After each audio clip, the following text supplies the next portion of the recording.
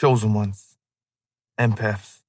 I know you may feel like a reject at this moment, and I understand how you can feel that way, right?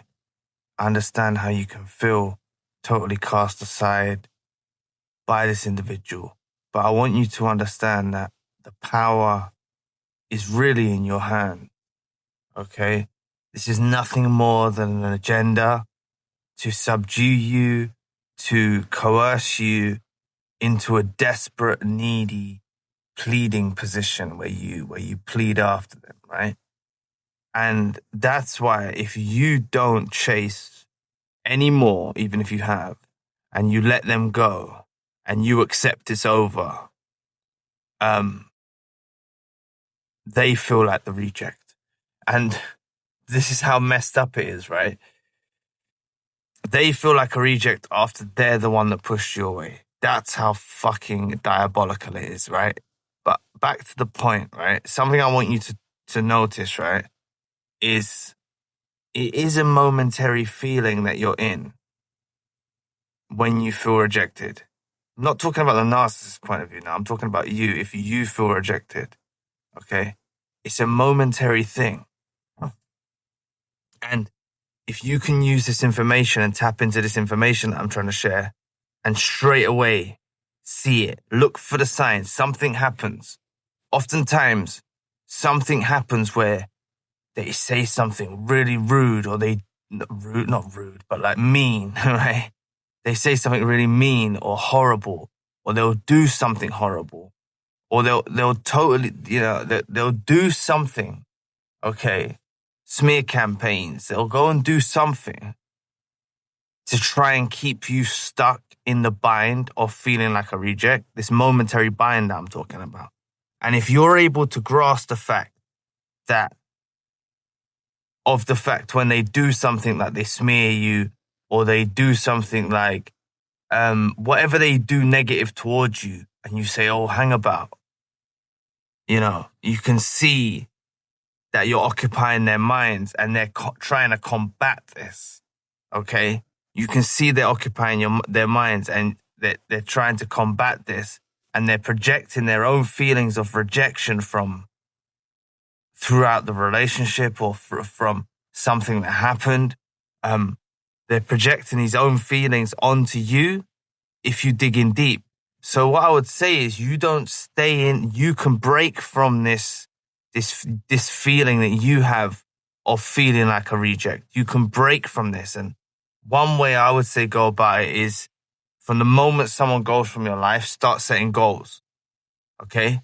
If your life revolved around them, and I'm not belittling or being condescending, but that is often what happens to us. Our lives revolve around them. That's how they kind of make you into.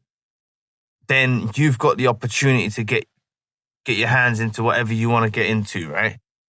Honestly, I know you might not see that as the most important thing to do right now. And obviously heal and everything. Continue to heal. Healing's a long journey, right? But you can channel your energy into stuff that you want to do. Okay, so start setting goals. Because what you'll notice is you was often going in a direction. Okay, and this is why the narcissist feels like a reject now as well. On top of if you can get to the place of not wanting them back quickly, if you can try and reach that place as quick as possible. Okay, because many of you have dealt with other narcissists now. It's not just the only narcissist, right? And you can quickly get to that place of seeing them as a reject, of making them feel like a reject by not purposely, but just by not wanting to show interest in going down the avenues that they were trying to mislead you to go down. So if you can start setting goals, get a pen and paper, I would say. I don't know, you probably use notes on your phone or whatever as well, but pen and paper is good. Start drawing up you don't have to stick to this religiously, but have some indication of where you're going, okay? And then what you'll notice is you won't falter. People that come along in your journey, they ain't able to draw you out. You ain't willing to engage in things that you don't want to engage in. You start to become your own person.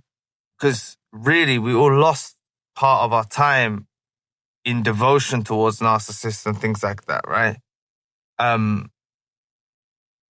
So when you think about that, it happened for a reason, but now you can't go off and do that again. So point being is when they see you go off on this journey of what you want to embark on and what you want to do, this makes them feel like a reject. It really does, because you're not showing them interest. You accepted it's over. You're going down different paths now. Some of you have moved forward, actually moved forward in a sense of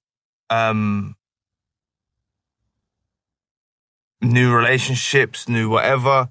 And some of you have moved forward in the sense of you're done with them and you're going in your own lane and you're working hard and you're striving and you're doing things.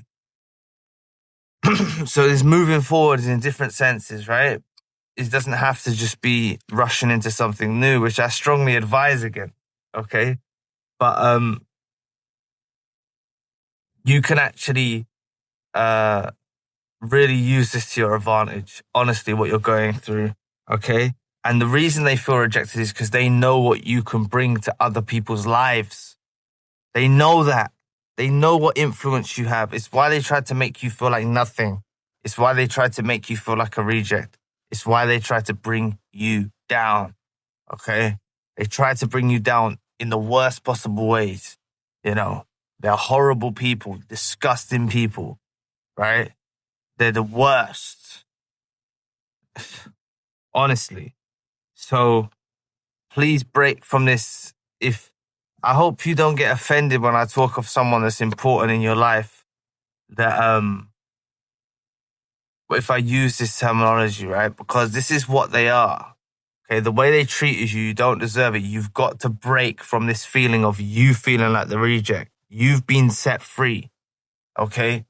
They may not see it straight away, but they will get to know and they will get to realize that they in fact set you free, and you're going to be blessings to other people's lives, and you're going to touch many other people's lives, and all of that energy would have been channeled towards them. Do you know how fucking jealous they get?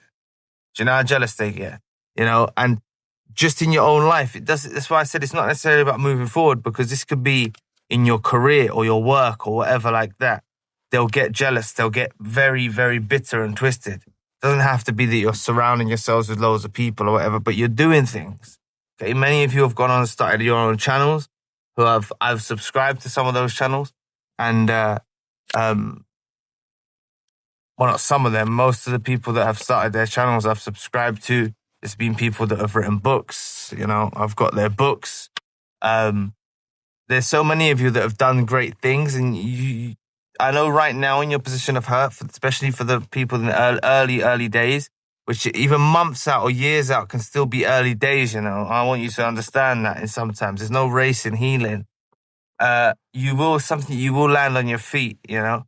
You will land on your feet. You will find something, and they're going to feel rejected when you find that thing. Okay? It doesn't have to be a person. It can be a thing in life. Pursuit, hobbies, goals, whatever. That's why I say start by setting goals, because your goals will change, but you slightly, you know, or they'll ascend. So I would say get a pen and paper. Yeah, even if this is saving up some money to go on holiday, right? Start with whatever.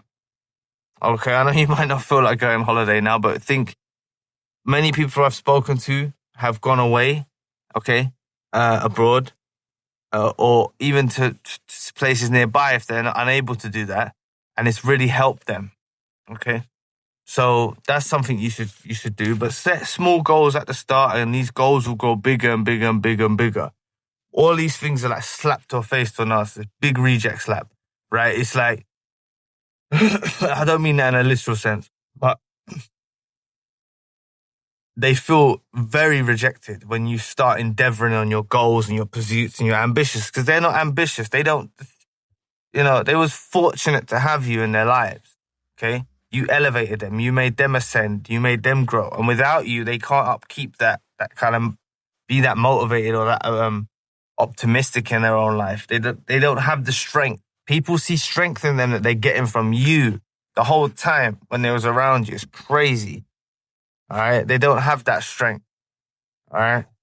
They might talk a good game and all of that, but beneath the surface, they're fucking fragile. They feel like rejects. and they're sour, bitter, and twisted.